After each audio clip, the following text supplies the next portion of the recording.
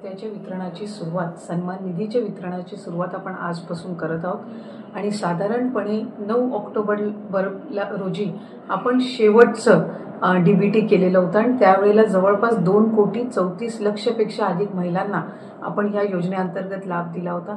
आज डिसेंबर महिन्याचा हप्ता वितरित करत असताना यामध्ये 2,34,00,000 महिलांचा समावेश तर आहेच, पण ज्या महिलांना आधार सीडिंगमुळे लाभापासून वंचित राहावं लागत होतं त्याच्यातल्या सुद्धा ज्यांची आधार सीडिंग झालेली आहे त्या लाभार्थ्यांना सुद्धा आज आपण लाभाच्या वितरणाची सुरुवात सन्मान निधीची करत आहोत आणि साधारणपणे 2,34,00,000 आणि आधार सीडिंग झालेल्या ज्या लाभार्थी असतील त्यांना लाभ वितरणाची सुरुवात आजपासून होत असताना येत्या 4 ते 5 दिवसांमध्ये टप्प्याटप्प्याने आपण या लाभाचं वितरण करणार आहोत। आज साधारणपणे आधार सीडिंग झालेल्या नव्याने झालेल्यापैकी 12,00,000पेक्षा अधिक महिलांना आपण लाभ वितरणची सुरुवात केलेली आहे। 67 लाखापेक्षा अधिक महिलांना आज आपण पहिल्या दिवशी लाभ वितरित करत आहोत।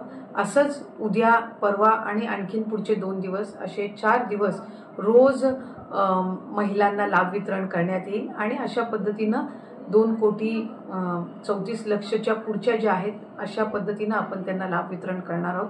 त्यामुळे अधिकाधिक महिलांना हा जो सन्मान निधी आहे तो येत्या 3-4 दिवसाच्या कालावधीतच पोहोचणार आहे। माझी सर्व माता भगिनींना मनापासूनची विनंती आहे की आपल्याला लाडकी बहीण योजनेचा लाभ राज्याचे हे 3 लाडके भाऊंच्या माध्यमातून मिळतच आहे, पण याचा आपल्या पुढच्या ज्या उद्योगधंद्यांसाठी असेल, आपल्या वैयक्तिक जीवनामध्ये आरोग्यासाठी असेल, आपल्या कुटुंबासाठी असेल, स्वतःसाठी याचा निश्चितपणाने आपण योग्य तो वापर करावा। आपल्या सगळ्या जणींना नवीन वर्षाच्या सुद्धा। तर मित्रांनो, आदिती तटकरे ज्या की महिला व बाल विकास विभागाच्या पुन्हा एकदा मंत्री झाल्या आहेत यांच्याकडून सर्व माहिती स्पष्ट करण्यात आली आहे जी आपण पाहिली आहे आणि त्यांच्या म्हणण्यानुसार आता 31 तारखेपर्यंत 24 तारखेला हा हप्ता सुरू झाला असून 31 डिसेंबरपर्यंत सर्व पात्र महिलांच्या बँक खात्यामध्ये पैसे जमा होणार आहेत। काल आपण पाहिलं की दिनांक 24 डिसेंबर रोजी जवळपास 67 लाख महिलांच्या बँक खात्यावर पैसे जमा झाले आहेत आणि उर्वरित महिलांना आज देखील पैसे जमा होत आहेत। आता तुम्ही म्हणाल की आम्हाला अजून पैसे येणार नाहीत तर आम्हाला पैसे कधी येणार, कारण मला अनेकांनी प्रश्न विचारले की पुणे विभागाचे पैसे कधी येणार, मुंबई विभागाचे पैसे कधी येणार। तर मित्रांनो, यामध्ये एक गोष्ट लक्षात घ्या, विभागानुसार हे पैसे वितरित होत नाहीत, तर हे पैसे टप्प्याटप्प्याने सर्वांच्या बँक खात्यामध्ये जमा होतात। म्हणजे असंच की मुंबईमध्ये देखील काही महिलांना काल पैसे जमा झाले आहेत, पुण्यामध्ये देखील काही महिलांना काल पैसे जमा झाले आहेत आणि 31 तारखेपर्यंत सर्व महिलांच्या बँक खात्यामध्ये पैसे जमा होणार आहेत। ज्यांना यापूर्वी पैसे मिळाले होते त्या सर्वांना देखील हे पैसे येणार आहेत। यामध्ये कोणत्याही प्रकारचा निकष वाढवला नाही किंवा अर्जांची छाननी परत करता आली नाही।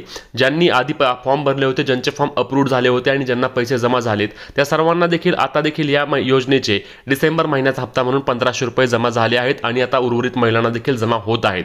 आता ज्यांना आजवर 1 रुपया पण आला नव्हते त्या सर्व महिलांना काल 7,500 रुपये जमा करण्यात आले आहेत। तसेच ज्या महिलांना 3 महिन्याचे म्हणजे की सप्टेंबर, ऑक्टोबर, नोव्हेंबर किंवा ऑक्टोबर, नोव्हेंबर आणि डिसेंबर असे 3 महिन्यांचे पैसे आले नव्हते अशा सर्व महिलांना देखील 4,500 रुपये कालपासून जमा करण्यात आले आहेत।